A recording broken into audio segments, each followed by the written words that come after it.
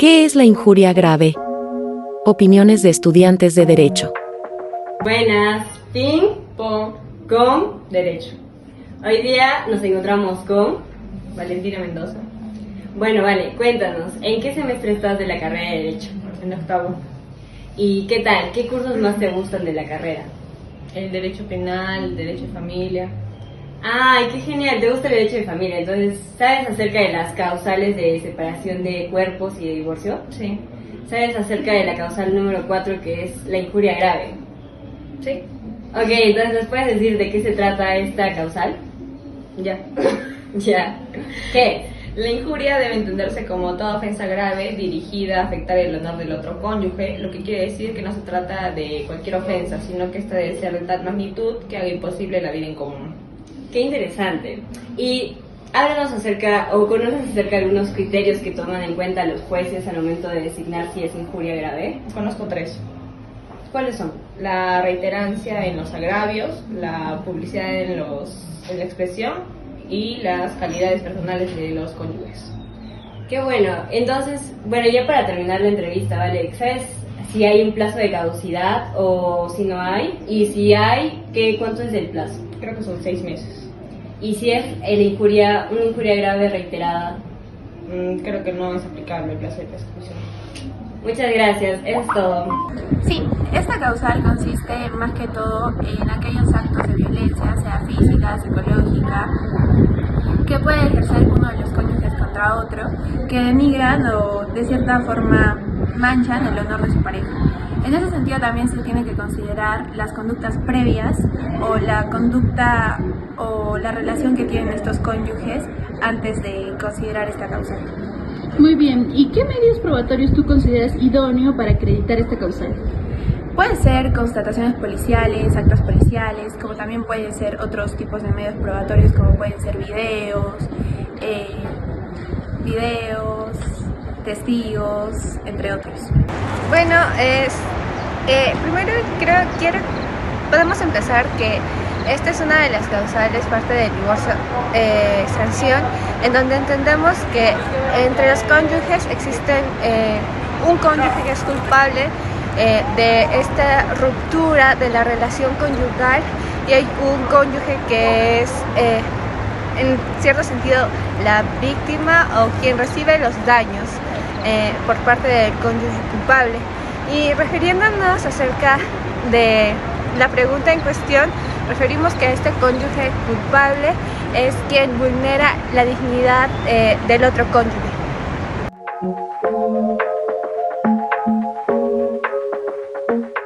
Comenzamos con lo que es la separación de cuerpos, que esta es la institución del derecho que permite que los cónyuges no cumplan con el deber de hacer vida en común. Las causales de esta institución están recogidas en el artículo 333 del Código Civil y a efectos de esta exposición nos enfocaremos en la injuria grave que haga insoportable la vida en común. La injuria grave, según la RAE, es el agravio, ultraje de obra o de palabra. El Código Penal también recoge la injuria como un delito y tiene un similar concepto. Asimismo, la doctrina establece que es la ofensa o menoscabo que causa uno de los cónyuges al otro mediante palabras o conductas. Asimismo, la jurisprudencia establece que es la ofensa grave dirigida a afectar el honor del otro cónyuge y que ésta haga imposible la vida en común. Es decir, debe afectarse la dignidad de uno de los esposos que haga insoportable la vida en común entre ellos. Asimismo, la injuria grave contiene en sí misma dos elementos y uno es el objetivo y por el otro lado tenemos el subjetivo. En el objetivo es la exteriorización de la ofensa, es decir, que no debe quedar simplemente en el fuero interno, sino que ésta tiene que dirigirse hacia el cónyuge. Asimismo, en el elemento subjetivo es la intención deliberada de ofender, es decir, debe ser dolosa o culpable y que debe haber ese ánimo de ofender y menoscabar la dignidad del otro cónyuge. Finalmente tenemos que esta causal irrumpe en el deber del respeto mutuo, ya que este respeto mutuo es la ausencia de expresiones despreciativas, injuriosas o lesivas de la integridad del otro cónyuge, lo que no sucede en la injuria grave. Asimismo, la ofensa debe ser de tal magnitud que haga imposible la vida en común. Es decir, estas injurias graves deben hacer imposible mantener la convivencia entre los esposos. Continuando con la exposición, pasaremos a explicar cuáles son los criterios jurisprudenciales para evaluar la gravedad de la ofensa.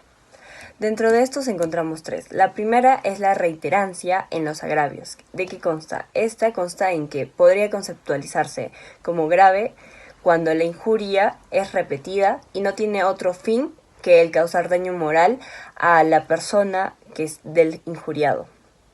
Ahora, la segunda es la publicidad en la expresión. Este es otro elemento que se tiene que tomar en cuenta acerca de la gravedad de la ofensa y tiene que ser pública. Y por último tenemos las calidades personales de los cónyuges, que más que todo los jueces tienen que considerar sobre todo la educación, las costumbres y la conducta de ambos cónyuges en la apreciación de los hechos para admitir o no la configuración de la causal. Ahora hablemos de la persona competente para motivar la injuria. Respecto a la demanda de divorcio o separación de hechos por injuria grave, requiere que la ofensa no sea provocada o motivada por el cónyuge que se considera ofendido. Es decir, que las injurias que pueden dar lugar a la separación de hechos o al divorcio deben ser espontáneas, inmotivadas o, en su defecto, constituir una ofensa inexcusable que refleje el menosprecio o un ultraje humillante. Bien, en esta parte voy a exponer la apreciación judicial de la causal de injuria grave. Antes, el artículo 337 del Código Civil establecía que el juez debía considerar la educación, costumbre y conducta previa de ambos cónyuges al evaluar las causales de sevicia, injuria grave y conducta deshonrosa. Sin embargo, mediante una demanda ante el Tribunal Constitucional se pretendía declarar la inconstitucionalidad de este artículo por vulnerar el derecho a la igualdad, por ser discriminatorio con las personas con un menor nivel educativo o económico. El tribunal estableció que derogó esta exigencia para las causales de sevicia y conducta deshonrosa, sin embargo la mantuvo para la injuria grave, pues es vital para que se configure esta causal evaluar el trato previo que tenían los cónyuges. El plazo de caducidad para la configuración de la injuria grave. El artículo 339 establece que esta caduca a los 6 meses de conocida la causa o a los 5 años de producida. Pero más allá de la norma, la jurisprudencia ha distinguido dos situaciones respecto a la caducidad. Primero, las injurias permanentes, que son continuas y reiteradas y para las cuales no aplicaría el plazo de prescripción porque la conducta del demandado es constante. Y por otro lado, las injurias a través de procesos judiciales. Cuando una injuria se produce mediante denuncias falsas que inician un proceso penal o civil, la prescripción comienza a contar desde que se dicte la resolución final del proceso. O sea, no empieza hasta que el proceso haya concluido formalmente. Finalmente, determinaremos que necesita un medio probatorio para acreditar la causal de injuria grave. Este debe mostrar de manera clara y concreta el acto injuriante, ya sea por palabras, gestos, acciones que violen los deberes conyugales y que constituyan una falta de respeto, en realidad. Además, debe evidenciar la magnitud de la ofensa, también la intención de causar daño y reflejar quizás la frecuencia de estos actos, si ocurrieron de manera reiterada. En caso el acto haya sido público, debe evidenciar cómo afectó la imagen del cónyuge frente a terceros. Y esta debe demostrar que la injuria ha hecho imposible hacer vida en común, mostrando que el agravio ha deteriorado la relación conyugal al punto de volverla insostenible. Exponer los hechos del caso. En el 2014, un cónyuge varón demanda por causales de injuria grave y conducta deshonrosa a su cónyuge pidiendo una indemnización y quedarse con el íntegro de los bienes sociales. El fundamento es que en una demanda previa, la cónyuge mujer había demandado divorcio pero por adulterio, y en este proceso había presentado pruebas obtenidas de manera ilícita, pues ésta había sembrado cámaras en el consultorio del cónyuge para grabar así un acto sexual, y no solo eso, sino que difundió estos videos por redes sociales y por radio. En ese sentido es que el cónyuge se siente perjudicado y se siente que su imagen se ve afectada ante terceros. La cónyuge en su contestación responde que no hay injuria, pues el cónyuge ha abandonado el hogar desde el 2014, que ella no sembró las cámaras, pues estas fueron instaladas de común acuerdo, y que de ningún modo difundiría estos videos, pues eso afectaría su propia reputación y la de su hijo. La demanda se considera infundada en primera y segunda instancia y por eso se pide la revisión de los fallos en el recurso de casación. Al respecto de los fundamentos de derecho de esta casación, se centran más que todo en el plazo para interponer la demanda, ya que para esta causal el plazo para interponer una demanda es el de 6 meses establecido por el artículo 339 del Código Civil. Sin embargo, ya que esta demanda fue interpuesta fuera del plazo, no se analizó a fondo lo que era esta causal. Sin embargo, si tenemos en cuenta los hechos en los que se basa, es que la señora dijo que él mantenía relaciones sexuales con una de sus trabajadoras en establecimientos de su centro de trabajo.